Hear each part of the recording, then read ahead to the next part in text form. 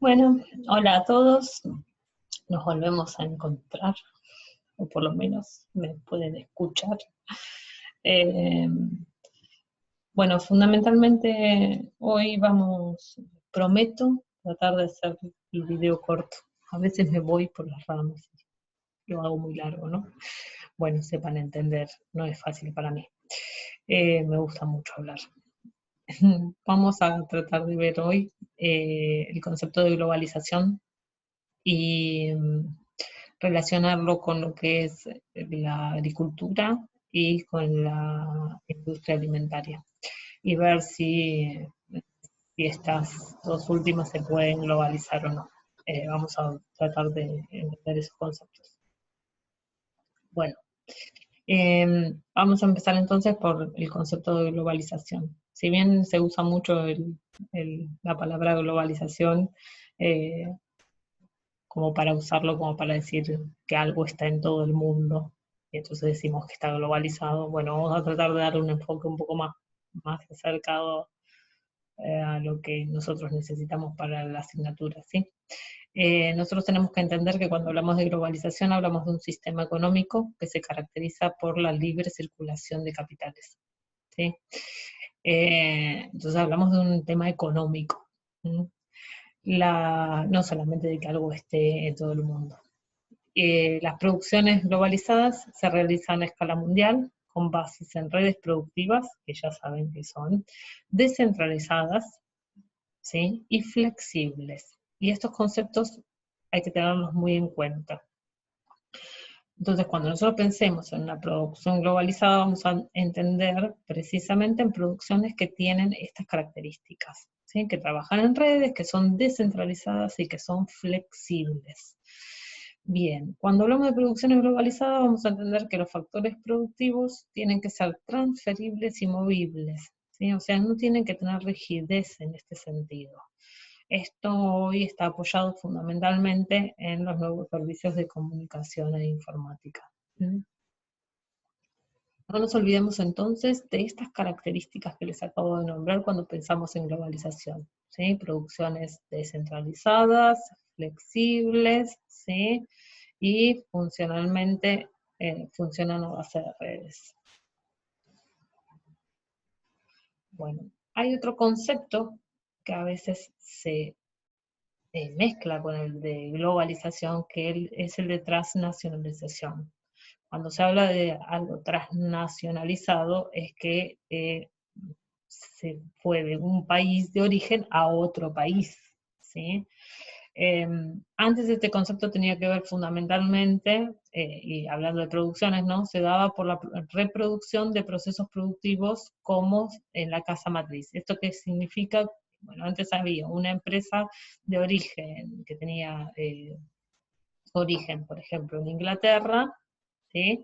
Y decidía poner una sucursal en Argentina.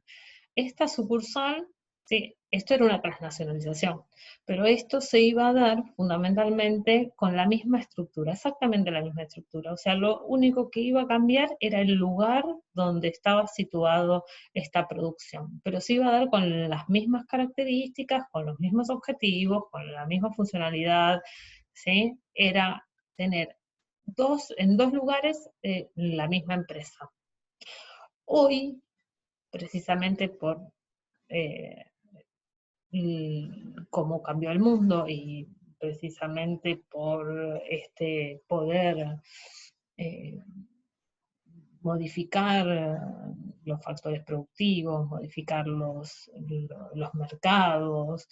Eh, lo que vamos a entender por transnacionalización es cuando esto que dijimos se da con descentralización, ¿sí? Teniendo en cuenta objetivos como reducir costos, crear economías escalas y ganancias de mercados. Esto quiere decir que el concepto de transnacionalización creció. Hoy no solamente es poner una sucursal en otro lado, sino es darle a esa sucursal, entre comillas, ese anexo al original, una individualidad y un poder de tomar decisiones propias para que puedan precisamente manejarse Y los objetivos que van a tener es estos que acabo de marcar, ¿sí? La búsqueda de nuevos mercados, la posibilidad de generar mayor cantidad de ganancias, ¿sí? Y evitar situaciones de pérdidas económicas, muchas veces precisamente por poder tener varios, la misma empresa, pero con decisiones propias en cada uno de los lugares, que lo que van a hacer es que me permiten que si tengo problema en una de las empresas en Inglaterra, puede ser que la de Argentina ande bien porque se maneja en forma descentralizada y eso evite problemas serios económicos. Bueno, acá anoté lo que se llaman los fenómenos de transnacionalización, ¿sí? En realidad, esto que les anoté eso es por qué es favorecido, ¿sí? Por qué se da favorablemente en este tipo de situaciones. Cuando se hace la transnacionalización, fundamentalmente en lo que se va a basar es en buscar buenos costos de los factores productivos, ¿sí? Buena disponibilidad de recursos naturales, buenos regímenes fiscales, esto básicamente es que les cobren pocos impuestos, infraestructuras de calidad, ¿sí? Dependiendo de a qué se vaya a dedicar, de qué sea la producción, tendrá que buscar una infraestructura acorde, ¿sí? Y de calidad según sus necesidades, ¿sí? A ver, un ejemplo, por ejemplo, si yo sé que voy a necesitar alta tensión energética y de buena calidad, y voy a buscar un país que tenga una situación energética estable y de buena calidad, ¿se entiende? Bueno, que las políticas comerciales sean las adecuadas y sean estables, fundamentalmente, se buscan. Y en cuanto a entornos institucionales amigables, básicamente lo que significa es que sean, que le permita el desarrollo como la empresa quiere, ¿sí? Que no les pongan trabas desde ningún tipo de, de permisos, ni de coimas, inclusive puede ser, ¿sí?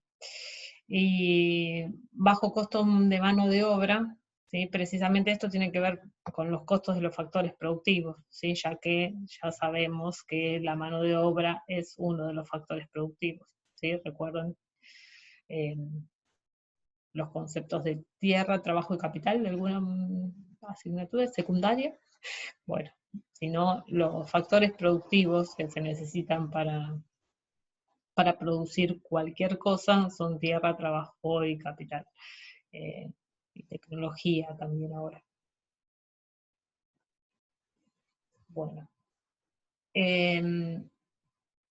Vuelvo y voy a explicar este concepto precisamente porque, voy a ir para atrás, ay, me encanta hacer esto, me pasé. Recuerden que ya vimos esta palabra, ¿sí? Flexible. Acuérdense que cuando hablamos de globalización deben ser flexibles. ¿Y qué significa ser flexible? Precisamente que una producción sea flexible es que pueda responder, ahí dice, adecuada y oportunamente a las situaciones que afectan la rentabilidad motivada por cambios en mercados y lugares donde se realiza la producción. ¿Esto qué quiere decir? Que la producción pueda modificarse dependiendo, ya sea de los cambios en el mercado, de los cambios en las situaciones económicas, que sean flexibles y modificables, ¿sí? A ver, por ejemplo, Inditex es una empresa que fabrica ropa en España, ¿sí? En este momento de pandemia, Inditex empezó a fabricar barbijos y todo lo que es material descartable para clínicas, sanatorios y hospitales. Eso obviamente demuestra que tienen una flexibilidad en la producción, ¿sí? Bueno, para que una empresa sea globalizada tiene que ser flexible, es una de sus características. Poder cambiar inmediatamente y ser rápidamente modificable su estructura para lo que haga falta. En este caso es un caso particular, pero así como doy este ejemplo, puede ser un cambio en el mercado, de gustos, de hábitos, de modas, de lo que sea. Bueno, tenemos que entender también, esto acá dice compatibilidad con la globalización y habla de las especificidades nacionales. Bueno, tenemos que entender que no todas las producciones son compatibles con la globalización y algunas lo son más que otras. Las especificidades nacionales, para que se entiendan, vienen a ser esas características que hacen precisamente que una producción no sea del todo globalizable, ¿sí? Bueno, no repito esto porque dice exactamente lo mismo, pero acá les pongo algunos ejemplos, ¿sí? De algunos tipos de producciones o tipos de empresas que no pueden globalizarse o que es más difícil globalizarlo. Todo lo que es alimentos, en principio tiene como especificidad nacional el consumo de la población, ¿sí? Productos específicos y locales en relación a su cultura e identidad. Los alimentos sabemos que no son solamente un mero hecho biológico de consumo de nutrientes, ¿sí? Sabemos que no. Sabemos todo el contenido en lo social que tiene el alimento. Entonces, en general, estas cuestiones de cultural e identidad que tienen los alimentos hacen que sean especificidades nacionales. Después tenemos lo que son los recursos naturales, que obviamente no son transferibles, ¿sí? Tienen características únicas en cada uno de los lugares del planeta, ¿sí?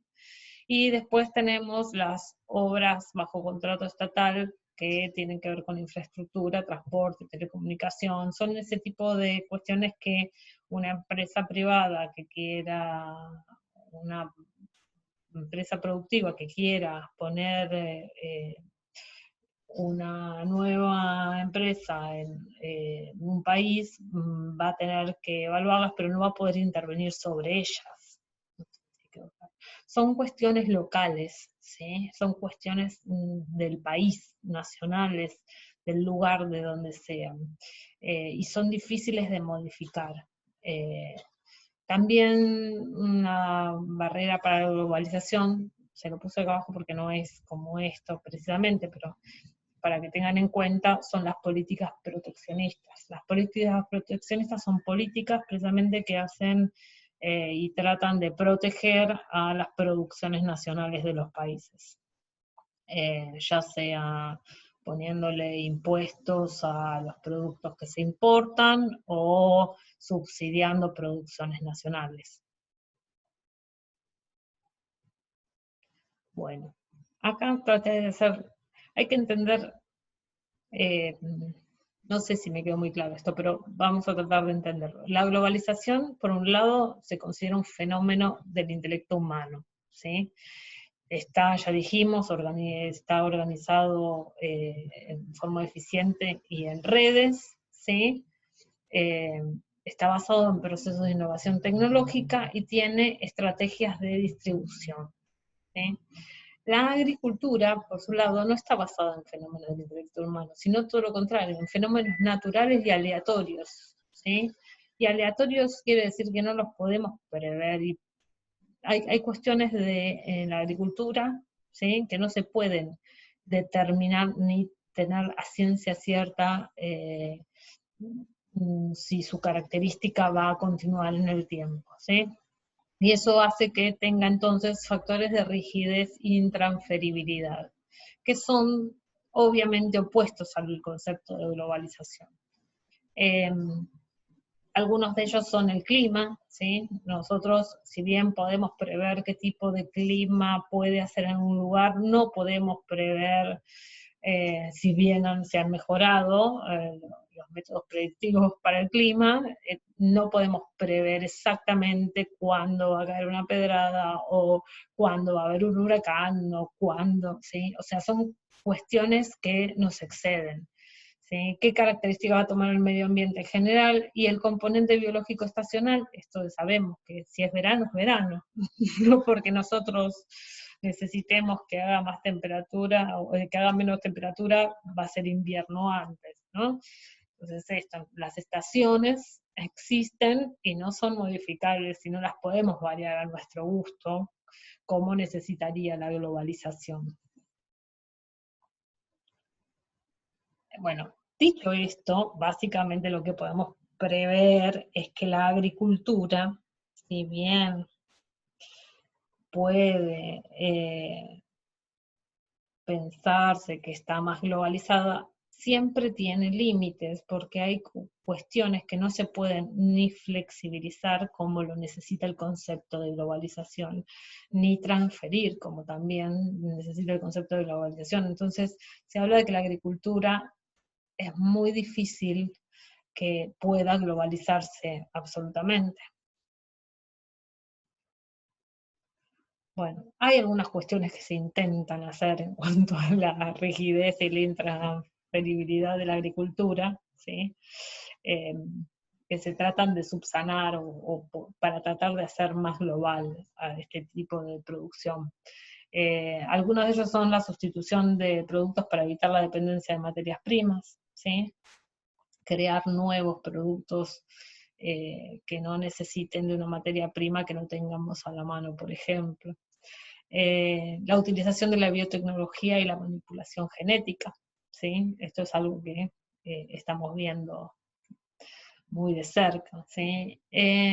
Yo acá les puse algunas, hay otras, ¿sí? Semillas resistentes, cultivos in vitro, proteínas unicelulares, todo esto son maneras de hacer que se produzcan eh, que se hagan producciones que a lo mejor no sería lo más natural ni posible que fuera. Por ejemplo, en lugares donde el clima es determinado, es muy seco, a lo mejor no se producía nada precisamente por este factor.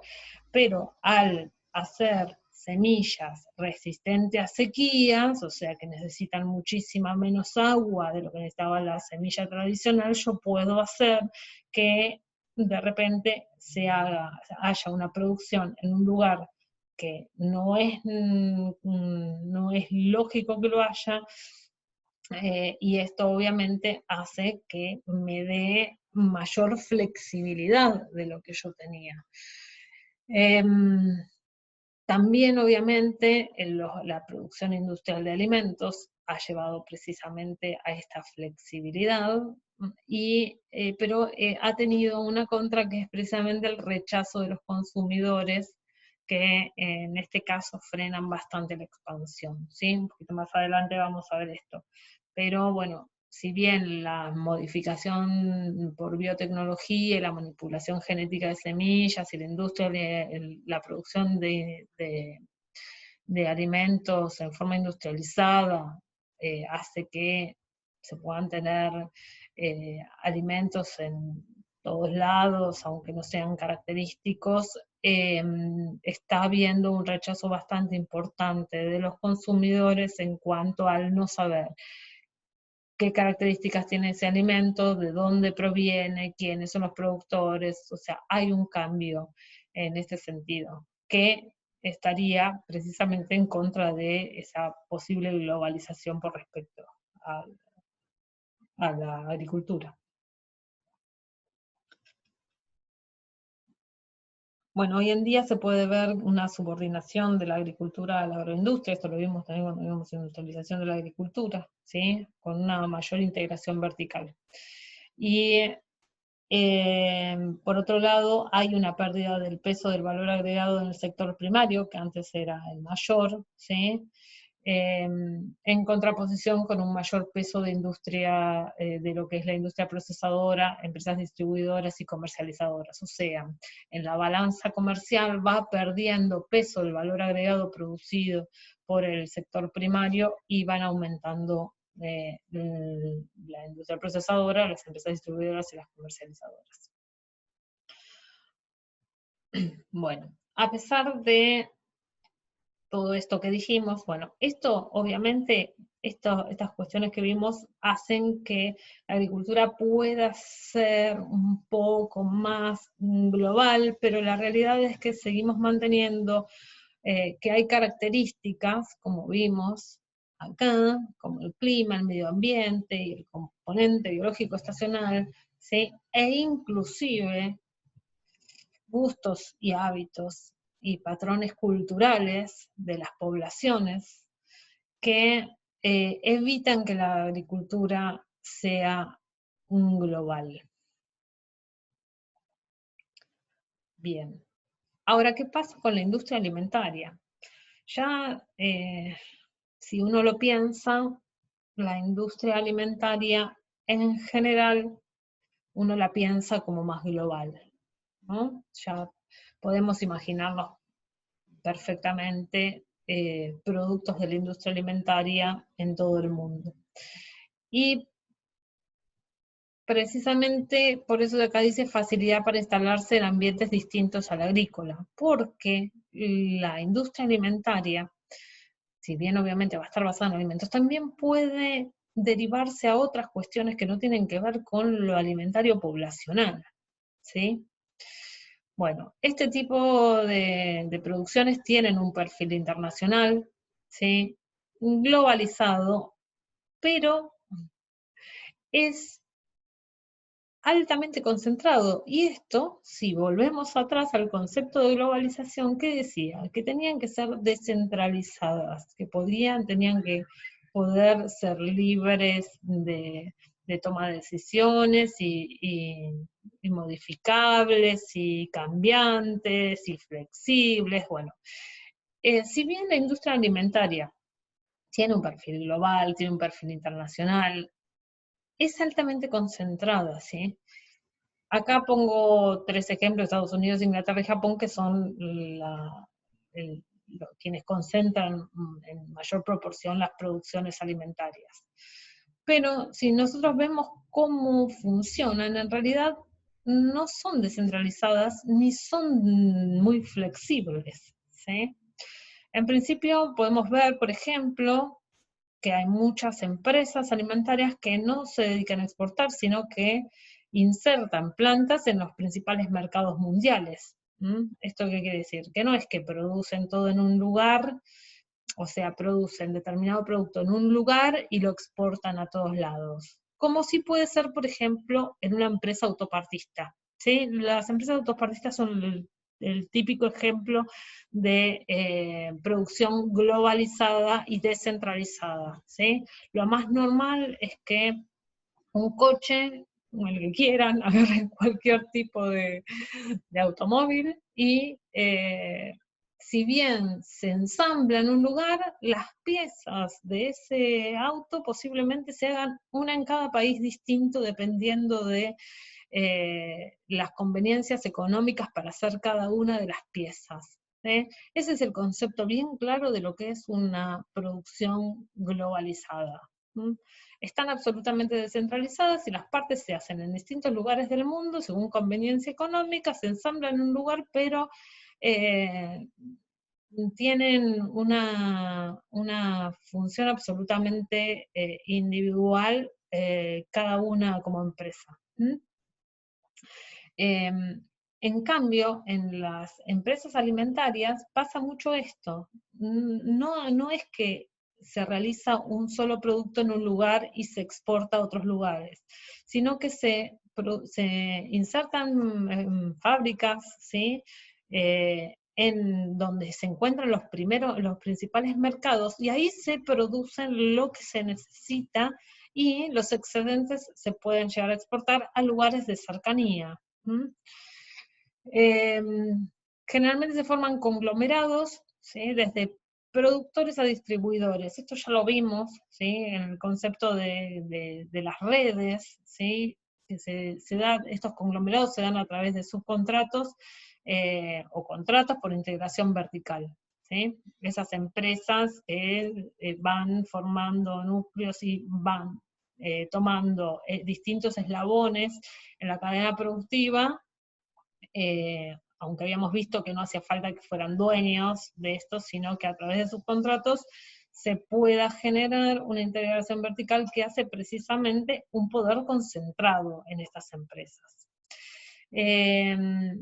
Y en cuanto a lo que es la aplicación de estrategias multidomésticas, si yo estoy diciendo que se pone una fábrica en un determinado lugar que va a producir para ese lugar y se va a producir para a lo mejor algún sector en cercanía, obviamente vamos a tener que tratar de pensar en estrategias que funcionen para ese lugar en particular. Por eso se habla de estrategias multidomésticas, ¿sí? Bien, también tenemos, por ejemplo, y se los puse acá recuadrados, el ejemplo de Japón, que por una cuestión de, obviamente, de lugar, sabemos que Japón es una isla pequeña y no tiene mucho territorio, ¿sí? Pero tiene gran cantidad de población, tiene un nivel económico bastante importante. Lo que hace es trasladar a su industria alimentaria, ¿sí? Lo que hizo fue trasladar su industria alimentaria a países agrícolas, ¿sí? A China, Tailandia, a otros países, y utiliza la infraestructura preexistente, ¿sí?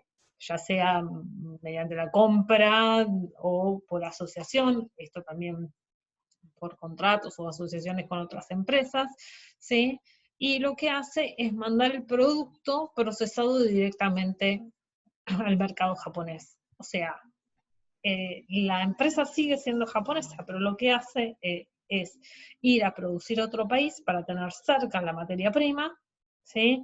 Y manufacturar en ese país y enviar directamente la producción a Japón. ¿Mm? Digo, esto es para entender que si bien se la considera globalizada, es altamente concentrada, ¿sí? Y no, eso no sería una característica de la globalización. Bueno, la industria alimentaria, bueno, esto es según la orientación hacia dónde están orientados los objetivos de la producción, si al mercado nacional o a los mercados externos.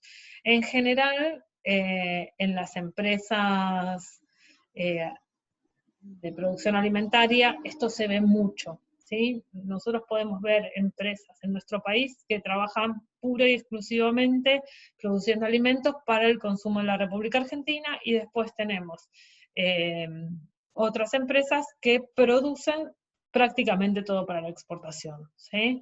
Si hablamos, por ejemplo, de empresas que produzcan solamente o prácticamente para el mercado nacional, podemos hablar de la industria láctea.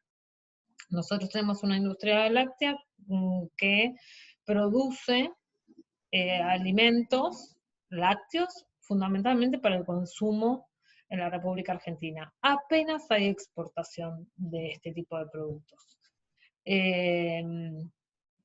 Por varios motivos, por el tipo de producción que tenemos y aparte porque somos grandes consumidores, o sea, tenemos la producción que se genera alcanza para nuestro consumo. Entonces, hay un mercado, hay una producción con un objetivo claro que es la producción, que es el mercado nacional. En cambio, si hablamos, por ejemplo, de la soja, ¿sí? Tenemos un tipo de producción, ¿sí? Que va apuntada a la producción, por ejemplo, de aceite de soja y desde el aceite de soja a un biocombustible. Pero eso es un mercado externo para, es una producción para mercado externo, fundamentalmente porque nosotros usamos muy poco de la soja que se produjo. ¿Sí? Ahí se productos cultivados bajo la forma de contrato de integración o empresas transnacionales. ¿Sí? Pueden ser productos también específicos o de alta demanda, algún tipo de producto en particular que se produce para exportar. Nosotros, por ejemplo, también tenemos la miel, que la visión de la producción de miel no es para un mercado nacional, sino es para un mercado externo. Y de hecho se hace miel de alta calidad que se exporta como un producto específico de nuestro país. Bueno. hay un concepto bastante interesante que es el de la reconstrucción industrial del alimento. ¿Sí? Nosotros dijimos bien hace un rato que si bien las producciones alimentarias tienen el objetivo de producir alimentos para el consumo humano, no es obviamente su único objetivo. ¿Sí? Sabemos perfectamente que se producen alimentos con otras funciones que no son alimentarias.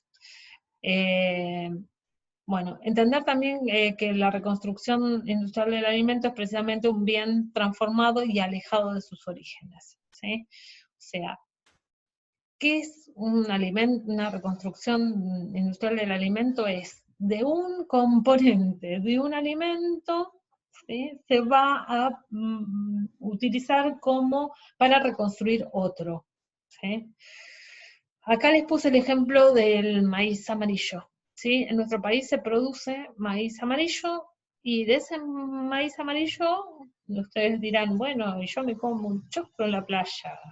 Ok, bueno, esa es una de las cosas para las cuales se puede usar, que no es para la que más se usa, por cierto. El maíz es un producto que se utiliza para la obtención de jarabe de maíz de alta fructosa, lo habrán escuchado ya, JMAF. Si ven cualquier paquete de galletitas van a encontrar ese componente, jarabe de maíz de alta fructosa. Se utiliza en reemplazo del azúcar en lo que es la industria alimentaria, pero también compite con el petróleo, ¿sí?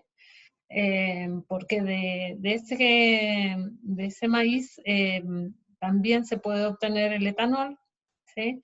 Que es precisamente un biocombustible. Digo esto como para ver el parangón de la variabilidad de lo que es un producto alimentario.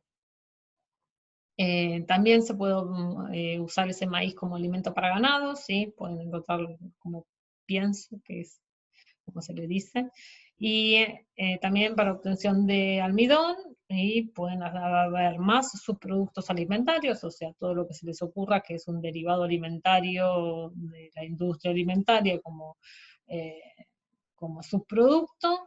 Puede haber para la industria farmacéutica a través de la utilización para medicamentos, pegamentos, colorantes y otros. Tenía que haberle puesto ahí porque la realidad es que eh, tiene grandes cantidades y utilidades distintas. Bueno, esto es lo que le permitiría, por ejemplo, a la industria alimentaria ser, este tipo de cuestiones es lo que le permite a la industria alimentaria ser más flexible, ¿sí?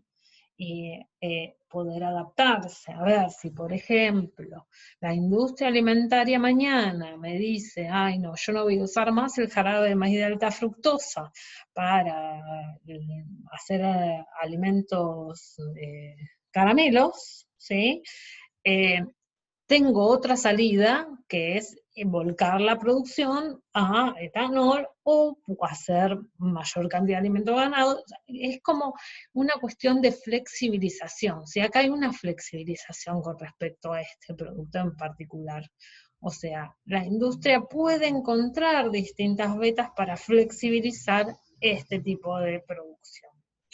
Pero no se da en todas las producciones alimentarias de esta manera y no son todos los alimentos iguales, obviamente. Bueno, eh, esto es como una cuestión histórica, ¿sí?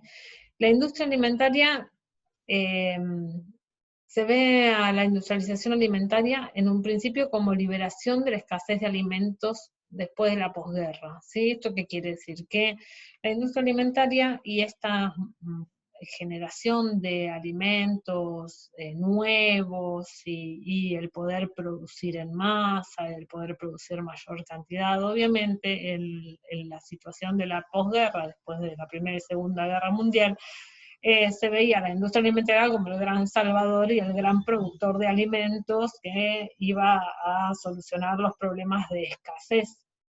sabemos que la industria alimentaria no siempre va a empujar de la escasez y de darle de comer a la gente, ¿no? Sino precisamente tenemos que entenderlo como una industria y volvemos otra vez al objetivo principal, que es el de obtención de ganancias. Más allá de eso, esta industria alimentaria sufrió unos cuantos percances, vamos a llamarlos problemitas, en, en estas últimas décadas, ¿sí? En cuanto a la fiabilidad de sus producciones, ¿sí? Ahí dice, a partir de los 90 hay una rebelión de los consumidores. Esta rebelión de los consumidores no se da porque sí. Hubo unos cuantos episodios que se dieron en distintos lados del mundo, pero se dieron en Europa, que iba a la cabeza de la industrialización alimentaria, y en Estados Unidos, precisamente de cuestiones de inseguridad en la inocuidad de los alimentos. Ustedes eran muy chiquititos, creo que se acuerden, pero hubo un episodio particular que marcó como un quiebre, que fue cuando fue el tema de la vaca loca. No sé si van a acordar. Fundamentalmente se produjeron muchas muertes porque se les dio alimento balanceado a las vacas que contenían ojos de oveja, que naturalmente tienen un prión, que cuando las vacas lo consumieron hicieron que se volvían locas, se decía así, precisamente porque se les ponía el cerebro como un corcho, digo, para que lo vean claramente. Esto fue y produjo obviamente casos de muertes no solo en animales, sino en humanos que comieron la carne de estas vacas, y ahí fue donde se le complicó a la industria cárnica un poco el tema, porque la gente empezó a preguntarse qué era lo que estaba comiendo. La gente empezó a preocuparse cómo había sucedido lo que había sucedido, cómo habiendo comido un pedazo de carne de vaca, alguien se moría. Bueno, podemos traernos a este momento actual y ver algo quizás similar, ¿no? En todo este tema del virus, supuestamente por un virus que no era normalmente transmitido y que estaba en determinados animales, y cómo esto mutó y llegó a todos nosotros. Bueno, se dieron unos cuantos episodios de este tipo, ¿sí? Pero el de la vaca loca fue como el punto quiebre en esta situación. Y fundamentalmente también lo fue porque fue en Inglaterra. A lo mejor si hubiera sido en otro país no hubiera pasado nada, pero fue en Inglaterra, y esto hizo que Europa se pusiera muy alerta. ¿Sí? Lo que pasó fue una pérdida de la seguridad en el alimento, o sea, la gente empezó a tener mucha desconfianza en lo que eran los alimentos industrializados, que no veían claramente cuáles eran sus componentes, ¿sí? El alimento industrializado significó desconfianza, y también se empezó a ver la asociación de los alimentos a sustancias químicas, ¿sí? O sea, ahí se empezó a ver los aditivos, los conservantes, los saborizantes, y después de estas cuestiones la población y los consumidores empezaron a tener más cuidado o empezaron a reclamar, por eso ahí le pongo nuevas exigencias: mayor calidad, higiene e inocuidad, y fundamentalmente el tratar de saber cuáles eran los ingredientes reales de los alimentos, ¿sí? Cosa bastante a veces difícil de saber en lo que son los productos industrializados. Digo, si uno agarra cualquier ultraprocesado, van a ver que saber realmente cuáles son los ingredientes es complicado. Traten es complicado. Ya cuando volvamos a la presencialidad vamos a hacer algunos ejemplos acerca de esto.